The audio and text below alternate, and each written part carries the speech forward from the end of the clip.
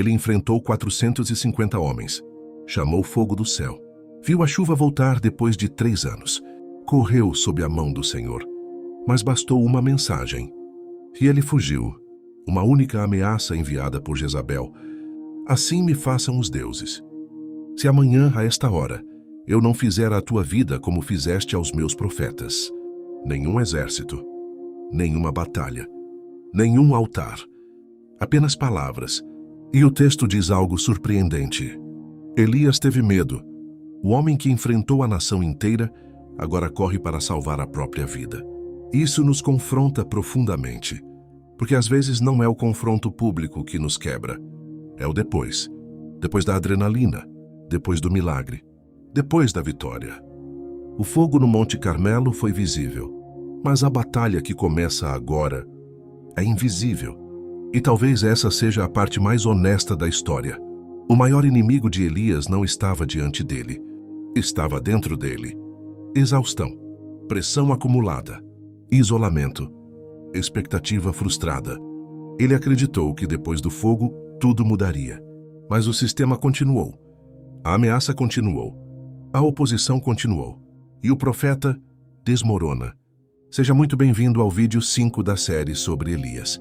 Se você acompanhou até aqui, viu o céu se fechar no primeiro episódio, viu o confronto ser marcado no segundo, viu o fogo descer no terceiro, viu a pequena nuvem trazer a chuva no quarto. Agora entramos em algo ainda mais profundo, porque depois da maior vitória, vem o vale emocional. Se você ainda não assistiu os episódios anteriores, não se preocupe. Eu vou deixar todos eles na descrição do vídeo e também na tela final. Mas antes, fica comigo aqui, porque essa mensagem vai falar profundamente conosco. E o que acontece agora revela o coração do profeta. Este não é apenas um episódio sobre medo. É sobre humanidade. É sobre exaustão. É sobre um Deus que não abandona seus servos quando eles desmoronam. Porque às vezes, o homem que chamou fogo do céu é o mesmo que senta no deserto, desejando morrer. E é exatamente aí que veremos uma das revelações mais lindas sobre o caráter de Deus. O Carmelo terminou com chuva, mas agora começa o deserto. E o deserto revelará algo que o fogo nunca revelou. Elias foge, sai de Jezreel, deixa seu servo e caminha sozinho pelo deserto. O profeta que esteve no topo do Monte Carmelo agora está no chão da própria alma. Ele para, senta-se debaixo de um zimbro e ora. Mas não é a oração do Carmelo. Não é responde-me, Senhor. Não é manda chuva. É uma frase pesada. Já basta. Toma agora a minha vida. Isso é forte. O homem que enfrentou a morte agora pede para morrer. Isso revela algo que quase ninguém fala.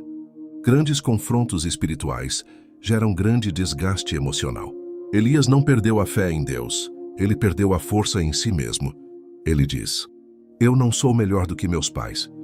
É como se dissesse: eu falhei. Talvez ele esperasse que, depois do fogo, Israel mudasse completamente. Talvez esperasse que o sistema ruísse. Talvez imaginasse que tudo seria diferente. Mas a ameaça de Jezabel mostrou que nada havia mudado no palácio. E quando a expectativa encontra frustração, o coração sente. E aqui está algo poderoso. Deus não responde Elias com repreensão. Não diz, onde está a sua fé? Não diz, depois de tudo que fiz? O texto diz que Elias dorme, e um anjo o toca. Levanta-te e come. Antes de tratar o espiritual, Deus trata o natural.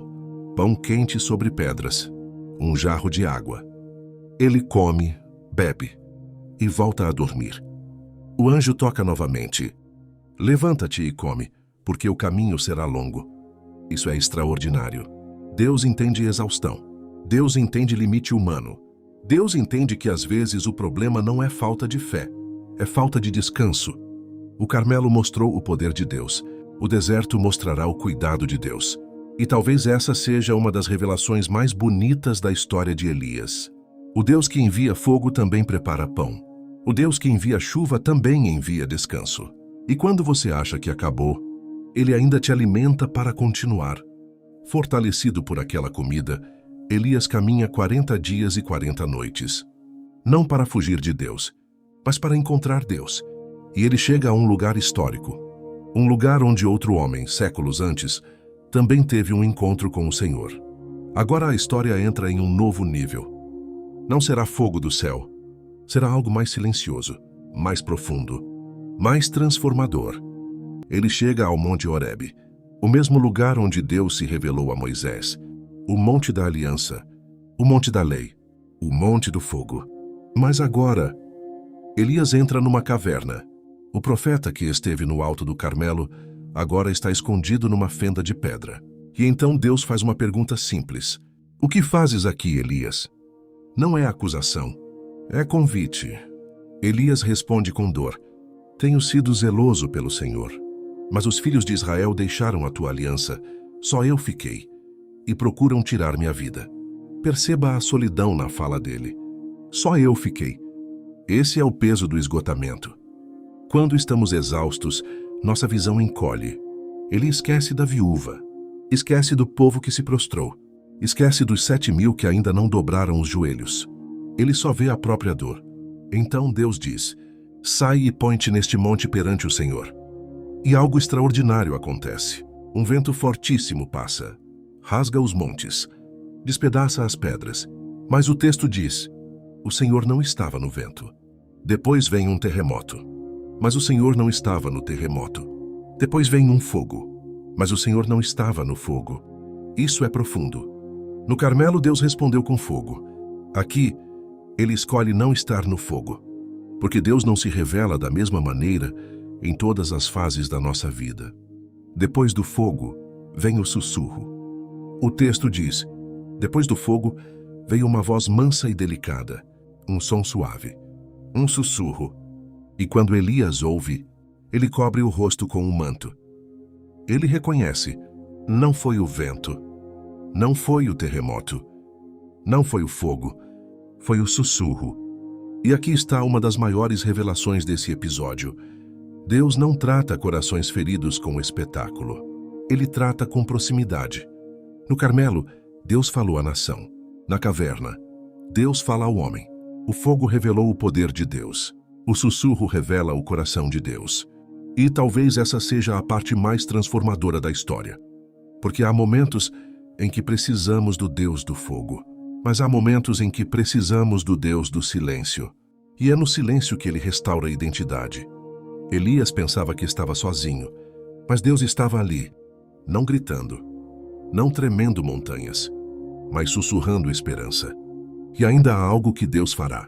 Ele não apenas consola Elias, ele o envia novamente, porque o deserto não era o fim, era a recalibração. Depois do sussurro, Deus fala novamente, a mesma pergunta. O que fazes aqui, Elias? E Elias repete sua dor. Mas agora algo muda.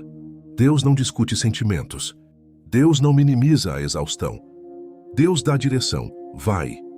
Essa palavra muda tudo. O deserto não era o fim. Era o intervalo. Deus manda Elias ungir reis, levantar novos líderes e preparar sucessor. O profeta que achava que sua história tinha acabado recebe novas instruções. E então vem uma revelação poderosa. Ainda reservei 7.000 em Israel, todos os joelhos que não se dobraram a Baal. Elias dizia, só eu fiquei. Deus diz, você nunca esteve sozinho. Esse é o ponto central do episódio. O medo não anulou o chamado. A exaustão não cancelou o propósito. O deserto não apagou a unção. No Monte Horebe, não houve fogo consumindo o altar.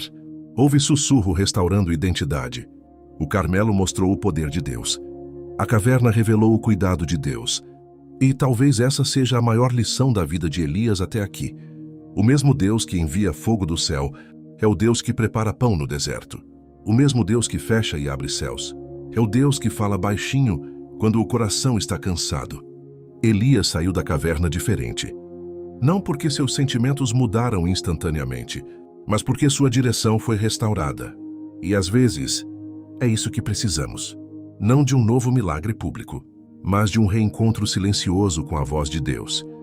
Se essa mensagem falou ao seu coração, fortaleceu sua fé, ou te ajudou a entender que até os mais fortes enfrentam momentos de fraqueza, caminhe conosco até o fim dessa jornada. Deixe o seu like, para que essa palavra alcance outras pessoas que talvez estejam vivendo seu próprio deserto. Inscreva-se no canal para continuar acompanhando a história de Elias, porque a jornada dele ainda revelará lições profundas sobre sucessão, legado e eternidade. O Carmelo mostrou quem Deus é. O deserto mostrou como Deus cuida. E o sussurro mostrou que mesmo quando você acha que está sozinho, Ele ainda está falando. Obrigado por assistir até aqui. E não esqueça, todos os vídeos dessa série estão aqui na descrição do vídeo. Corre lá e maratona essa série. Eu tenho certeza que Deus falará muito com você. Deus te abençoe e até o próximo vídeo.